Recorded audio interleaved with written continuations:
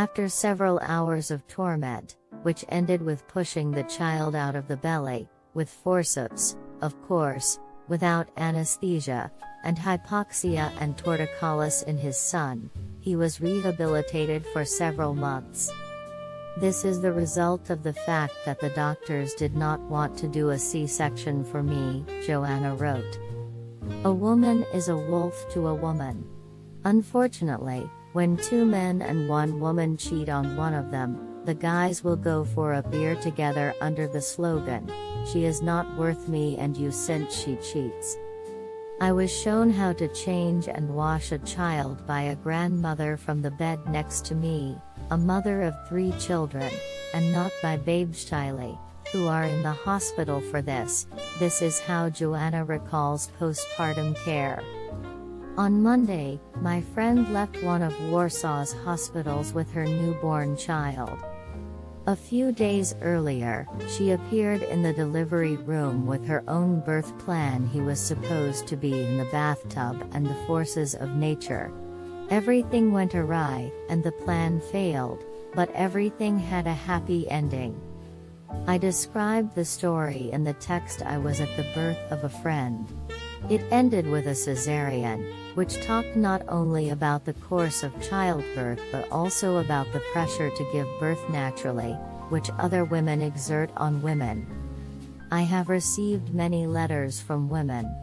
I chose to because women of different ages sent them with varying life experiences.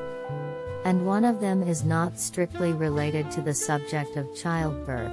It was sent by a lady who is elderly and has observed how women in Poland and Great Britain treat each other. The second reader, Joanna, shared the dramatic story of her childbirth, which the doctors wanted to end with the forces of nature at all costs. But unfortunately, they did not finish, which had sad consequences for her son. A woman, a wolf to a woman. Unfortunately, such appeals to women as in this comment will not do anything for sisterhood, and that women have empathy and do not stigmatize other women for wanting a cesarean and giving birth under anesthesia. Because a woman is a wolf to a woman.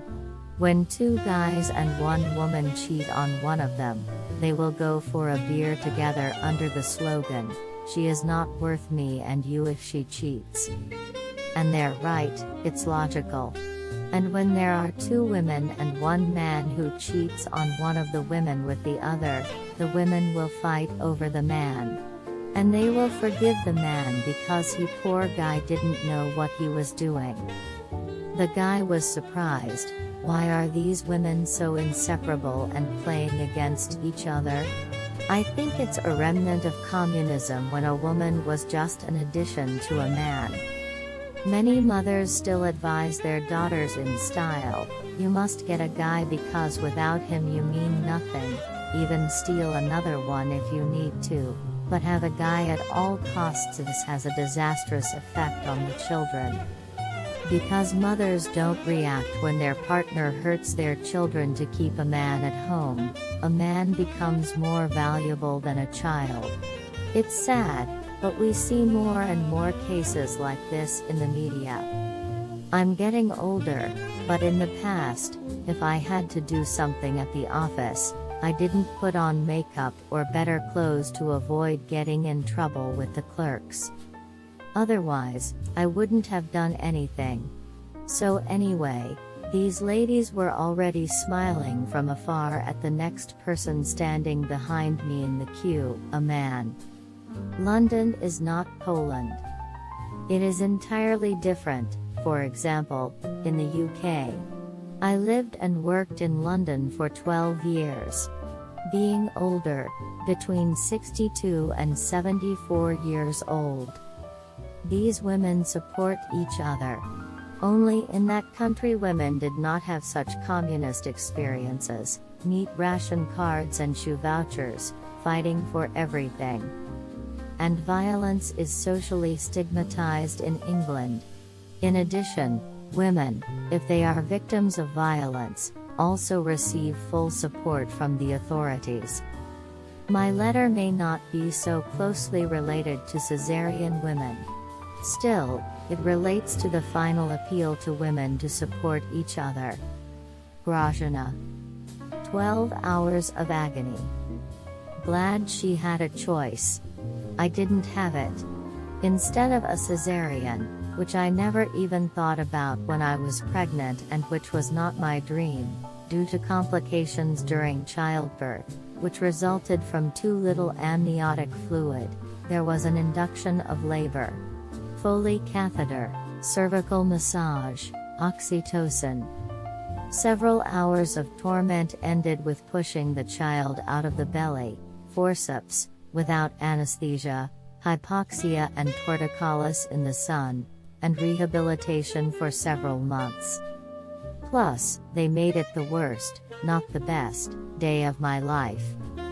Postpartum care, a massacre. The son has sensory integration disorders and Asperger's syndrome, which is most likely the result of all these experiences because the pregnancy was book-like. I can't prove it, but I'm convinced of it.